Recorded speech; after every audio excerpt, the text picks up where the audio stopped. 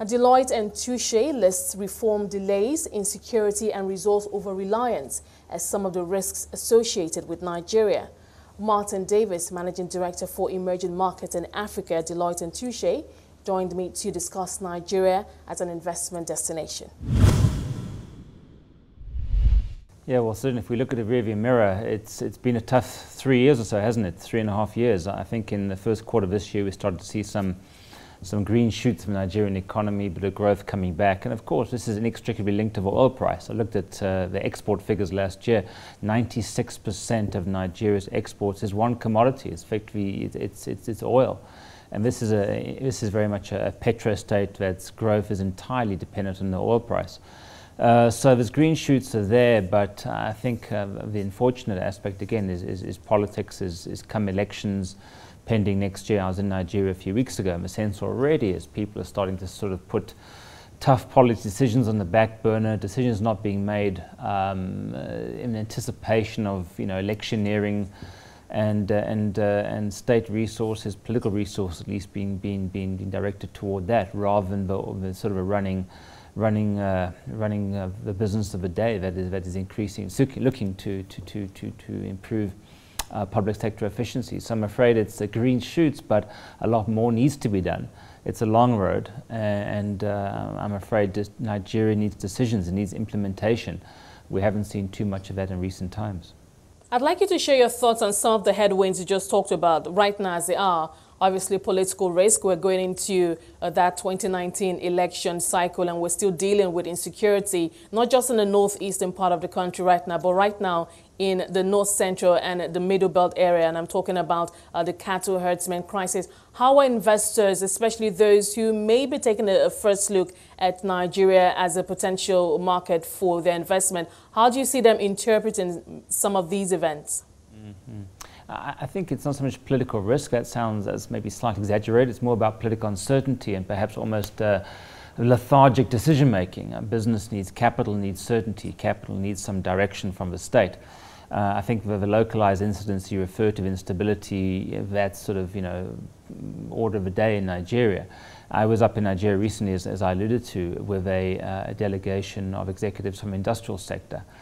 And our particular concern was around the lack of implementation of policy and the complexity, seemingly, of getting policy, of getting legislation passed. And again, I think we're looking at a sector, if you're looking to diversify your economy away from oil and gas, as mentioned, 96% of exports.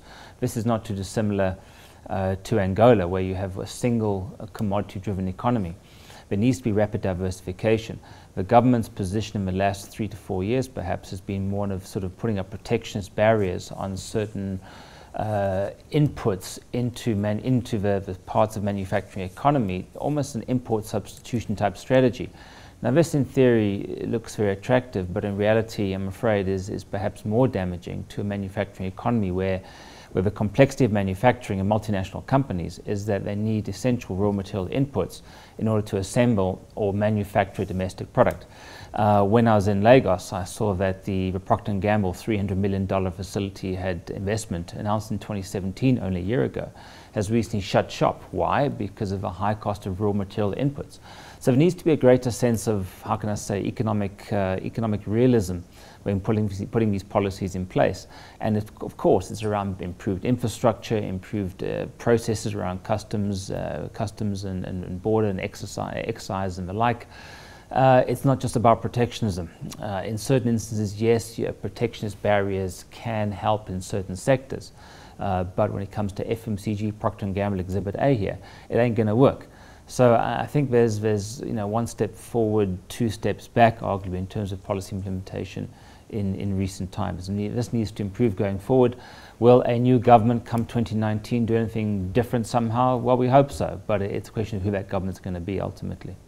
Now, Martyn, that being said, I mean, if you just take a look at least in the last 2 years, the FDI inflows into the country, one that suggests that investors still have a market like Nigeria firmly on their radar. And in your report, you did highlight some sectors that hold promise, that hold investment opportunities for investors who are willing to come to a market and just stick it out in the market like Nigeria, obviously holding a long-term view, as you also stated and highlighted in your report. Now, you listed a number of investment opportunities ranging from agriculture to healthcare, light manufacturing, infrastructure, and also technology. Let's start with agriculture. Now, it's still a very fragmented sector, the value chain. There's still some weak points within the value chain, but speak to those points where you think investors have a good chance of succeeding as investors, and those the part of the value chain that holds very good investment opportunities for them. Yes, Esther, as you mentioned, our Deloitte Nigeria report released a few weeks ago mentions a $12 billion investment total into Nigeria in 2017. Now, this is certainly an uptick in compared to previous years, being 2015, 2016. But $12 billion on a per capita basis is a relatively very small investment in the greater scheme of things in Nigeria, for obvious reasons, being a sizable population. Nigeria remains attractive purely because of its population size. The comparative economic advantage, arguably, in Nigeria is its population. But I'm afraid if the states, for successful states, ultimately you need to have more than just sort of sizable populations. You need to have effective policies, good implementation policies, and broader enabling environment by the state being created by better processes, infrastructure, efficiency of state, clean government, and the like. Then thereafter, when the basics are laid, we can start to talk about creating ecosystems in key sectors which you refer to. And that is quite complex, I think, going forward.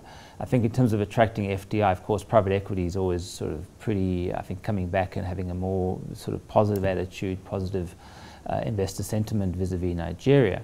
But again, you mentioned this word which frustrates me no end. It's called potential. Why is Nigeria always about potential? When are we talking about the actual delivery? And Nigeria has been, I think, in recent years, leading up at least until July 2014 is when the oil price started its dramatic slide south and fundamentally changed the nature and the direction of the Nigerian economy, not to mention large swathes of West Africa, pretty much Angola sort of upwards into the West Africa region. Since that time, the region's been large in Nigeria, particularly in FMCG, a fast-moving consumer goods play, purely on the back of a very sizable population.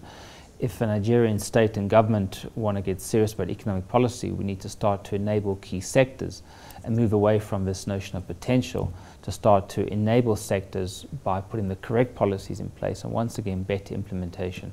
Hamstringing a large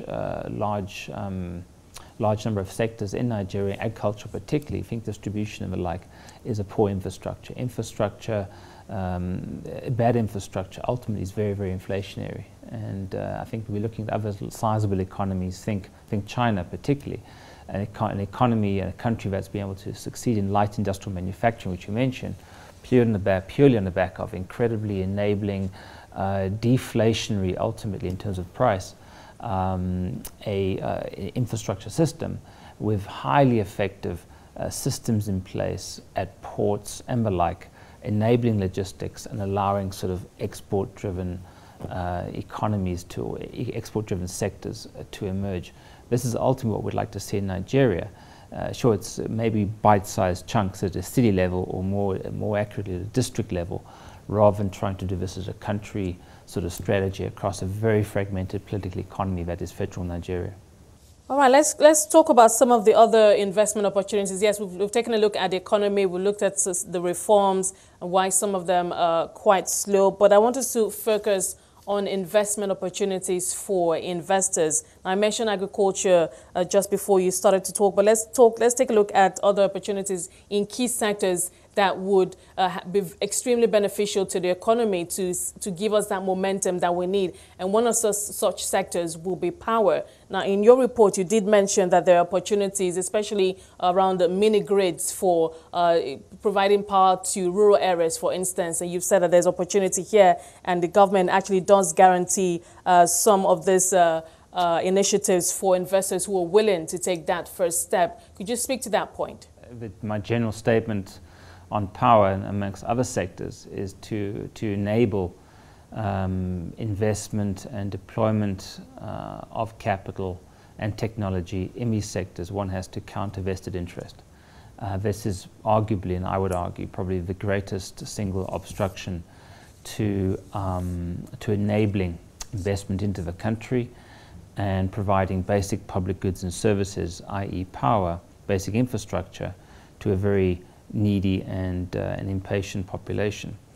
I think the same, for me, the opportunities, particularly when you have, when the state should be providing, as mentioned, public goods and services, think healthcare, education, security and basic infrastructure. Basic infrastructure is power.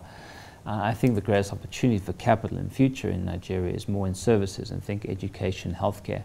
Two sectors that particularly that technology certainly holds the potential to disrupt traditional approaches or traditional models, if you will, of rolling out such services or offering such services to a very, very sizable population, no matter what its income group. So for me, it's, I think, and this is not just a Nigeria story, this is a regional Africa story. I think the biggest impediment, just to reiterate, is state control, state intervention, and often bad policy. I think what we need to see across the continent is sweeping liberalization, so that these public goods and services, as described, can better serve the needy populations. This applies in South Africa, it applies in Nigeria, it certainly applies in East Africa as well to a large extent. So that's sort of my sort of sweeping observation. And this notion in Nigeria, in the power sector, we had the, was it from 2013-14, the Barack Obama's Power Africa initiative, a sizable capital, great technical expertise, but we haven't quite seen the rubber, sort of the rubber hit the road, if you will, or the capital being deployed in the power sector in very power-hungry countries. Or power-desperate countries. Why is this? It's not a technology problem, it's not a capital problem, it's not a demand problem. It's, okay. I think it's about an inefficient state problem and a policy issue. Those need to be rectified first before we can start to fully unleash, using your word again, the potential that these markets hold. That was Martyn Davies, Managing Director for Emerging Markets and Africa at Deloitte and Touche.